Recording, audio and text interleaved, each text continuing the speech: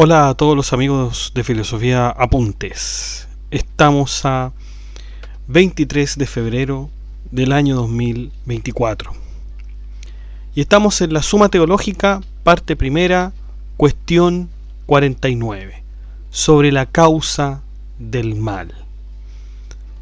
Por supuesto que este es un tema trascendente, es un tema que ha abordado una gran parte de los filósofos que se han preguntado por el mal y cuál es la naturaleza del mal. Sin embargo, nosotros en esta cuestión 49 no vamos a ver la naturaleza del mal, sino que la causa del mal, de dónde proviene. ¿Provendrá del bien? Porque recordémonos que San Agustín, por ejemplo, San Agustín de Hipona, decía que todo es bien en principio. Si Dios es el ser supremo y Él existió siempre y Él es bien, entonces el bien siempre ha existido. Pero, ¿y el mal? ¿Qué ocurre con el mal? El mal será una especie de parásito, será una especie de ente dependiente del bien. ¿Cuál es su causa? ¿Cuál es su causa? Vamos a verlo aquí en esta cuestión 49 de la Suma Teológica de Santo Tomás de Aquino. Sin más introducción, vamos allá.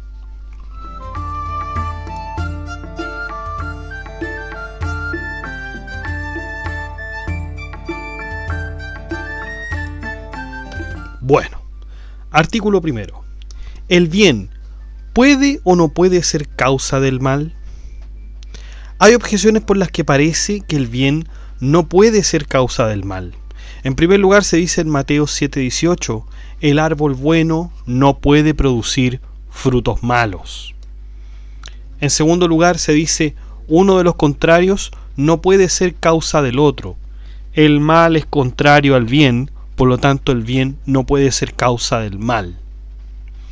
En tercer lugar se dice, un efecto defectuoso no puede provenir más que de una causa deficiente, pero el mal sí tiene causa, es un efecto defectuoso, por lo tanto tiene una causa deficiente, pero todo lo deficiente es malo, por lo tanto la causa del mal no puede ser otra más que el mal. Y en cuarto lugar, Dionisio dice que el mal no tiene causa, por lo tanto el bien no es causa del mal. Contra todo esto está lo que dice San Agustín de Hipona: no hubo nada en absoluto de donde pudiera salir el mal más que del bien. Vamos a ver lo que dice Santo Tomás de Aquino en el Respondo. Es necesario afirmar que todo mal tiene alguna causa, pues el mal es la ausencia del bien que debe poseerse.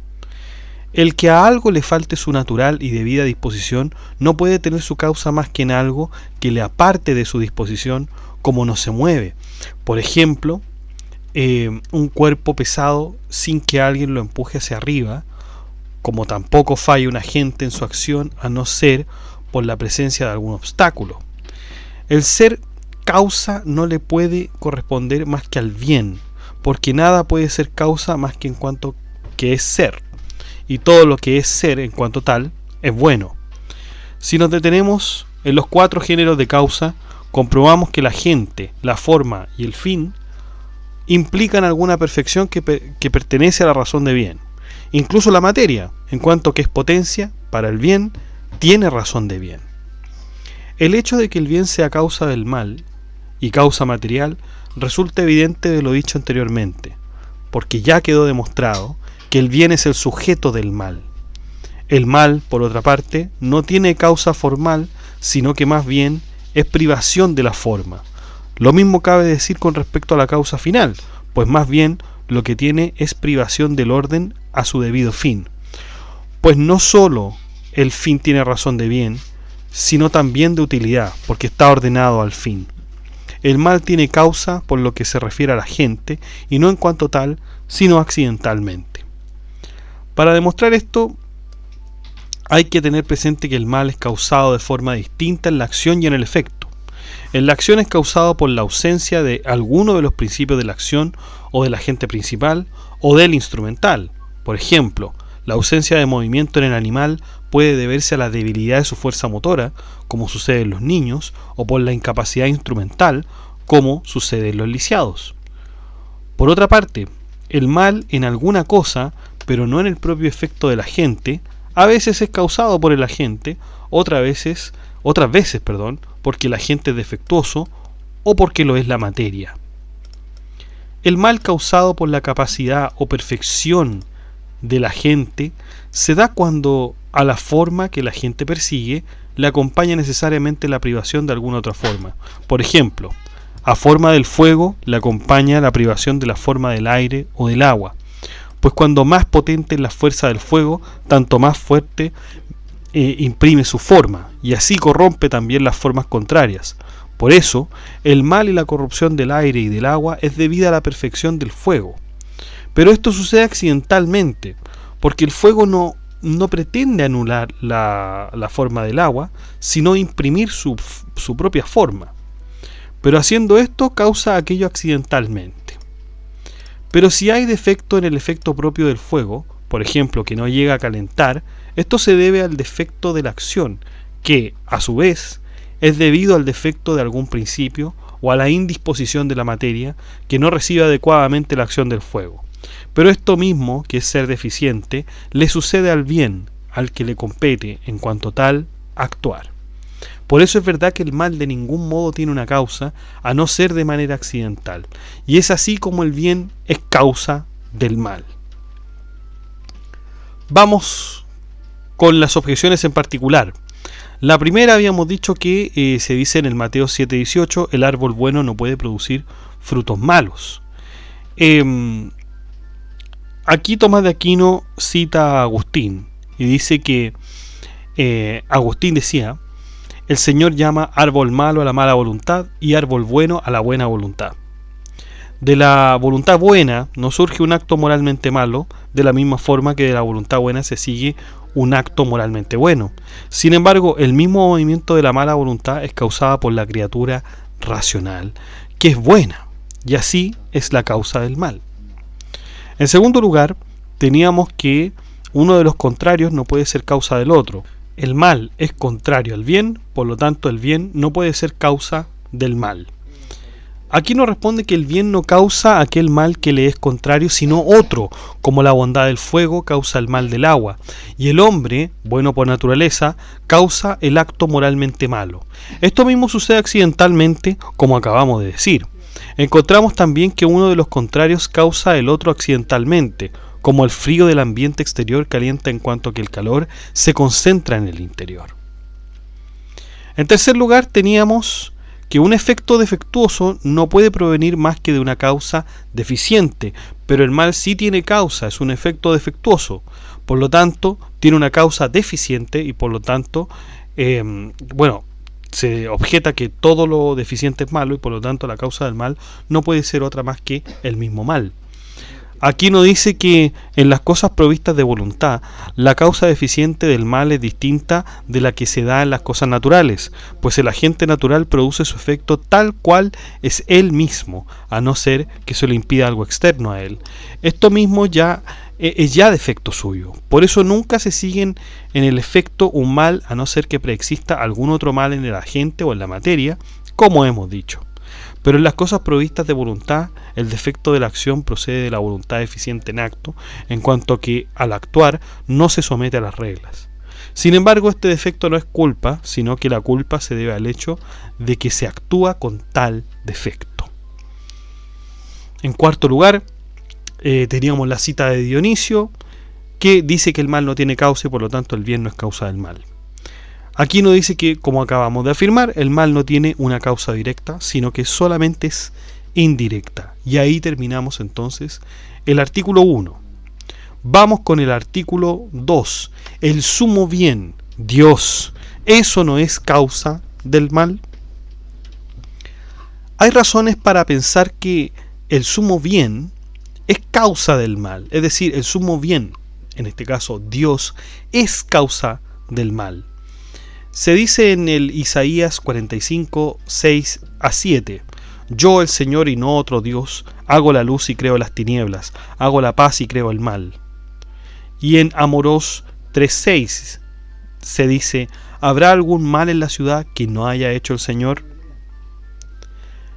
En segundo lugar, más aún, el efecto de la causa segunda se reduce a la causa primera, como se dijo en el artículo 1. El bien es causa del mal. Así pues, como Dios es la causa de todo bien, como se demostró anteriormente, se sigue que también el mal es causado por Dios. En tercer lugar, como se dice en el segundo libro de la física de Aristóteles, una misma es la causa de la salvación de la nave y la de su riesgo, pero Dios es la causa de la salvación de todas las cosas, por lo tanto, Él mismo es la causa de toda perdición y de todo mal. Contra esto está lo que dice San Agustín de Hipona en el libro Octaginta Triunquaes, es decir, las 80 preguntas. Dios no es el autor del mal, porque no es causa de la tendencia a no ser. Aquino responde: como resulta claro de lo dicho, el mal, que consiste en el defecto de la acción, siempre es causado por el defecto de la gente. Pero en Dios no hay ningún defecto, sino que en la perfección suma, como quedó demostrado anteriormente. Por eso el mal, que consiste en el defecto de la acción o que es causado por defecto de la gente, no se reduce a Dios como a su causa. Pero el mal, que consiste en la corrupción de algunas cosas, sí se reduce a Dios como a su causa. Y esto es así tanto en las cosas naturales como en las voluntarias, pues ya se ha dicho que alguna gente, en cuanto que con su capacidad produce alguna forma a la que se sigue corrupción y defecto, con su poder causa tal corrupción y tal defecto. Es evidente que la forma que de modo primordial Dios pretende en las cosas creadas es el bien de la armonía del universo. La armonía del universo requiere, como dijimos anteriormente, que algunas cosas puedan fallar y que de hecho fallan. De este modo Dios, al causar en las cosas el bien de la armonía del universo, como consecuencia y de forma accidental, también causa la corrupción de las cosas, según aquello que se dice en el primer libro de Samuel 2:6, el Señor da la muerte y la vida. Pero aquello que se dice en Sabiduría 1:13, Dios no hizo la muerte, hay que entenderlo en el sentido de que no quería la muerte en sí misma. Al orden del universo pertenece también el orden de la justicia, que exige que los delincuentes sean castigados. Según esto, Dios es autor del mal, que es la pena, pero no del mal, que es la culpa por el motivo que antes hemos aducido. Vamos con las objeciones. En primer lugar, se decía en el Isaías 45:6-7, yo, el Señor y no otro Dios, hago la luz y creo las tinieblas, hago la paz y creo el mal. Y Amorós 3:6, que decía, ¿habrá algún mal en la ciudad que no haya hecho el Señor? Y en primer lugar, dice Aquino que aquellas autoridades están hablando del mal de pena, no del mal de culpa, como dejó aclarado en el Respondo. Vamos con la segunda. Dice, más aún, el efecto de la causa segunda se reduce a la causa primera, como se dijo en el artículo 1. El bien es causa del mal. Así pues, como Dios es la causa de todo bien, como se demostró anteriormente, se sigue que también el mal es causado por Dios. Aquí nos responde que el efecto de la causa segunda deficiente se reduce a la causa primera no deficiente, por lo que tiene de entidad y de perfección, no en lo que tiene de defecto. Por ejemplo, todo lo que hay de movimiento en la cojera es causada por la fuerza motriz, pero lo que hay de defecto en ella no proviene de dicha fuerza, sino por estar contrahecha la pierna. De forma parecida, cuanto hay de entidad y de acción en la acción mala se reduce a Dios como a su causa, pero lo que hay allí de defecto no es causado por Dios, sino que proviene de la causa segunda deficiente. En tercer lugar, decíamos que, como se dice en la física de Aristóteles, el libro segundo, una misma es la causa de la salvación de la nave y la de su riesgo, pero Dios es la causa de la salvación de todas las cosas y por lo tanto es causa de perdición y de todo mal. Aquí nos dice que el hundimiento de la nave se atribuye como causa al piloto por no hacer lo necesario para salvar la nave, pero Dios nunca falla a la hora de hacer lo que es necesario para la salvación. pero eso no hay comparación posible. Para eso no hay comparación posible. Vamos con el último artículo, que es el tercero. ¿Hay o no hay un sumo mal, causa de todo mal? ¿Hay o no hay un sumo mal, causa de todo mal? Hay objeciones por las que parece que hay un sumo mal, causa de todo mal. En primer lugar, a causas contrarias, efectos contrarios, pero en las cosas se da la contrariedad, según aquello del Eclesiastés 33:14. Contra el mal está el bien, contra la vida la muerte, contra el justo el pecador. Por lo tanto, hay dos principios contrarios, uno el bien y el otro el mal. En segundo lugar, como se dice en sobre el cielo y el mundo, en el segundo libro de Aristóteles, si uno de los contrarios se da realmente, también se da el otro. Pero el sumo bien se da realmente y es causa de todo bien, como quedó demostrado anteriormente. Por lo tanto, hay un sumo mal que se le opone y que es causa de todo mal. En tercer lugar, así como las cosas se encuentra lo bueno y lo mejor, también se encuentra lo malo y lo peor. Pero tanto lo bueno como lo mejor se dicen por relación a lo óptimo. Por lo tanto, lo malo y lo peor son llamados así por su relación a algún sumo mal. Todo lo que es por participación, esta es la cuarta, está reducido a aquello que es por esencia. Pero las cosas que son malas para nosotros no son malas en esencia sino por participación. Por lo tanto, hay algún sumo mal en esencia que es causa de todo mal. En quinto lugar, todo lo que es accidentalmente está reducido a aquello que es esencial, pero el bien es causa del mal accidentalmente. Por lo tanto, es necesario suponer algún sumo mal que sea causa de los males esencialmente. Tampoco puede decirse que el mal no tiene causa esencial, sino solo accidentalmente, porque se seguiría que el mal no se daría en muchos, sino en pocos. En sexto lugar, el mal del defecto se reduce al mal de la causa, porque el efecto defectuoso se debe a la causa deficiente, como se dijo anteriormente. Pero este proceder no puede seguir indefinidamente, por lo tanto es necesario suponer un primer mal que sea causa de todo mal. Estas son las objeciones entonces para pensar que hay un sumo mal, causa de todo mal. Contra esto está el hecho de que el sumo bien es causa de todo ser, como se demostró. Por lo tanto, no puede haber algún principio opuesto a él que sea causa de los males. Vamos entonces con el respondo. Aquí nos dice que de todo lo establecido resulta claro que no hay un primer principio de los males como hay un primer principio de los bienes. En primer lugar, porque el primer principio de los bienes es esencialmente bueno, como quedó demostrado anteriormente. Nada puede ser esencialmente malo, pues se demostró que todo ser, en cuanto tal, es bueno y que el mal no se da más que en el bien como en su sujeto. En segundo lugar, porque el primer principio de los bienes es el bien sumo y perfecto, que contiene en sí toda su bondad, como quedó demostrado en la cuestión sexta, artículo 2. Por otra parte, el sumo mal no puede existir porque ya lo dijimos. Aunque el mal siempre disminuya, el bien, sin embargo, nunca lo puede disminuir totalmente, y así permaneciendo siempre el bien, no puede haber algo que sea íntegra y completamente malo.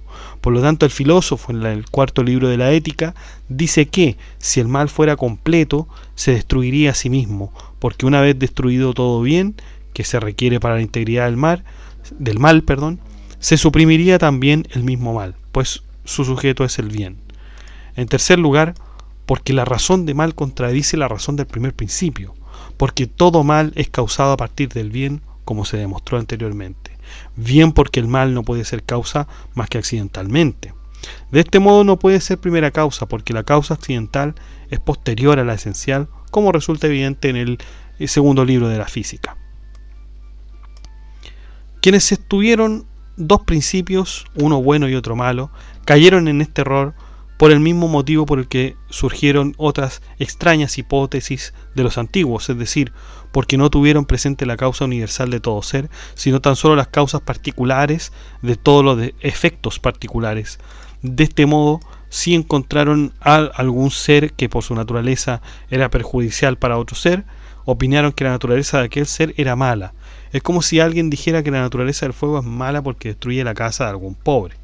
No se puede juzgar la bondad de la naturaleza de un ser por su relación a algo particular, sino que hay que juzgarla por sí misma, y en cuanto que está ordenada a todo el universo, en el que cada cosa ocupa su lugar perfectamente dispuesto, como resulta claro por lo dicho en la cuestión 47, artículo segundo. Quiero agregar algo acá. Esto también está dicho por San Agustín en alguna de sus obras, no recuerdo exactamente, me parece que es La Ciudad de Dios, donde él dice que él compara, trata de buscar el bien y el mal con respecto a una analogía de un escorpión. Y claro, Agustín dice, es el veneno del escorpión malo para el hombre, pero es malo porque ¿será malo el veneno del escorpión porque es malo en sí mismo? ¿O será porque el hombre o el veneno en realidad tiene un contenedor, que en este caso sería el escorpión, y cuando cambia tiene efectos que son perjudiciales para el hombre? Entonces ahí Agustín trata de quitar el mal, ¿no es cierto? Trata de decir que en realidad el mal es un parásito del bien, que el mal de hecho en cierto modo no existiría, y que solamente anda prendado del bien, por decirlo de algún modo, que necesita del bien para existir. Entonces, claro, en este ejemplo del escorpión uno podría aterrarse, podría pensar, bueno, el veneno del escorpión es malo para el hombre, claro, pero no es mal, no podemos decir que es malo en sí mismo. Esto es lo mismo que está diciendo Aquino, que no podemos confundir la maldad en sí misma, o no podemos generalizar una maldad particular diciendo que esa es el mal en sí mismo. Está diciendo algo muy parecido a Agustín de Hipona. Y si continúa en el respondo Santo Tomás de Aquino, dice, porque observaron la presencia de dos causas particulares contrarias en dos efectos particulares contrarios, tampoco fueron capaces de reducir las causas particulares contrarias a una causa universal general. De este modo llevaron la contrariedad que hay en las causas hasta los primeros principios. Pero como todos los contrarios convergen en uno general, es necesario que en ellos, por encima de las causas contrarias propias, se encuentre una causa común, del mismo modo que sobre las cualidades contrarias de los elementos se encuentra la facultad del cuerpo celeste. Igualmente, por encima de todo lo que existe de un modo u otro, se encuentra un primer principio de ser, como quedó demostrado anteriormente en la cuestión segunda, artículo tercero. Eso es entonces el respondo. Vamos con las objeciones en particular. Habíamos dicho que a causas contrarias, efectos contrarios, pero en las cosas se da la contrariedad según el Eclesiastes, que decía contra el mal está el bien, contra la vida la muerte, el justo el pecador, y por lo tanto hay dos principios que serían el bien y el mal. Aquino responde a esto diciendo que los contrarios convienen en un solo género y en una sola razón de ser. Por eso, aun cuando tengan causas particulares contrarias, sin embargo, es necesario que lleguen a una primera causa común. En segundo lugar, decíamos que, como se dice en De Caelo et Mundo, si uno de los contrarios se da realmente, también se da el otro. Pero el sumo bien se da realmente y es causa de todo bien, como quedó demostrado. Por lo tanto, hay un sumo mal que se le opone y que es causa de todo mal. Aquino dice que la privación y la posesión tienen su lugar natural en lo mismo. El sujeto de la privación es el ser en potencia, como se dijo en la cuestión 48, artículo 3. Por eso, como el mal es la privación del bien, como resulta claro por lo dicho, se opone a aquel bien al que se le añade la potencia, pero no al sumo bien, que es acto puro. Vamos con la tercera, que decía: así como en las cosas se encuentra lo bueno y lo mejor, también se encuentra lo malo y lo peor. Pero tanto lo bueno como lo mejor se dicen por relación a lo óptimo. Por lo tanto, lo malo y lo peor son llamados así por su relación a algún sumo mal. Aquino dice que cada ser se proyecta según su propia razón de ser. Así como la forma es una determinada perfección, así también la privación es una determinada ausencia. Por eso toda forma, perfección y bien se proyectan por su acceso al término perfecto. La privación y el mal por su alejamiento del término. Por eso no se dice malo y peor por su acceso al sumo mal, como se dice bueno y mejor por su acceso al sumo bien. En cuarto lugar, teníamos que todo lo que es por participación está reducido a aquello que es por esencia. Pero las cosas que son malas para nosotros no son malas en esencia, sino por participación. Por lo tanto, hay algún sumo mal en esencia que es causa de todo mal. Aquí nos responde que ningún ser es llamado malo por participación, sino por privación de la participación. Por lo tanto, no es necesario que se haga una reducción a algo que sea malo en esencia. En quinto lugar, habíamos dicho que todo lo que es accidentalmente está reducido a aquello que es esencial, pero el bien es causa del mal accidentalmente. Por lo tanto, es necesario suponer algún sumo mal que sea causa de los males esencialmente. Tampoco puede decirse que el mal no tiene causa esencial, sino solo accidentalmente, porque se seguiría que el mal no se daría en muchos, sino en pocos. Aquí nos dice que, como quedó demostrado en el artículo 1, el mal no puede tener causa más que accidentalmente. Por eso es imposible hacer una reducción a algo que sea esencialmente causa del mal. Al decir que el mal está en muchos, se está diciendo algo absolutamente falso, pues los seres sometidos a generación y corrupción, los únicos en los que se da el mal natural, son la más parte pequeña de todo el universo. Además, en cada una de las especies el defecto natural se da escasamente. Solo en el hombre parece que se da el mal a menudo, porque el bien del hombre centrado en los sentidos no es un bien del hombre en cuanto hombre, es decir, conforme a la razón. Por otra parte, muchos se guían más por el sentido que por la razón. Y en sexto lugar, habíamos dicho que el mal del defecto se reduce al mal de la causa, porque el efecto defectuoso se debe a la causa deficiente, como se dijo anteriormente, pero este proceder no se puede seguir indefinidamente, por lo tanto es necesario suponer un primer mal que sea causa de todo mal. Aquí nos responde que en las causas del mal no se puede seguir un proceso indefinidamente, sino que es necesario reducir todos los males a alguna causa buena, de la cual se sigue accidentalmente el mal. Y hemos terminado entonces esta cuestión 49, parte primera de la Suma Teológica, sobre la causa del mal. Fíjense que a mí me parece que esto nos remite a dos autores fundamentalmente, Aristóteles, porque estamos viendo cómo es que hay un mal que es accesorio, que es accidental, que tiene una causa, digamos, accidental. Y también, por otra parte, Agustín, como habíamos dicho, en la cuestión de dónde proviene el mal, que es este parásito, que es esto que viene del bien, ¿no es cierto? Pero viene con un defecto, y por lo tanto ahí es cuando Aquino hace la especificación de que sería accidental. Entonces me parece que Aquino complementa muy bien, porque cuando uno lee sobre el orden, me parece que ese es el libro de Agustín donde se habla del mal, es sobre el orden, es decir, que todo está ordenado y que el mal sería una especie en realidad de desorden.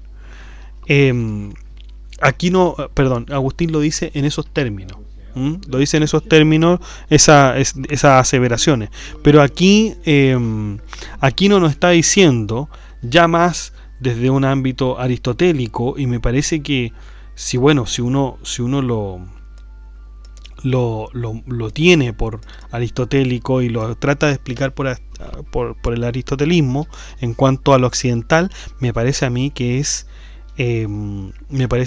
muy apropiado, porque acuérdense lo último que dijimos en el respondo de la primera pregunta, del primer artículo. Decía: por eso es verdad que el mal de ningún modo tiene una causa, a no ser de manera accidental. Esas palabras no las ocupa Agustín. Agustín solamente dice que el mal es cierto desorden, por decirlo de alguna manera. Es cierto desorden, es algo que se contrapone al bien, pero en realidad no se contrapone, porque es un parásito del bien. Es un parásito del bien. Necesita el bien el mal para existir. Pero ese es el tema, que Agustín lo dice, pero acá me parece, en mi opinión, que Santo Tomás de Aquino lo explica en términos aristotélicos, y creo que se entiende mucho más claro cuando decimos que solamente tiene una causa, que el mal tiene una causa accidental.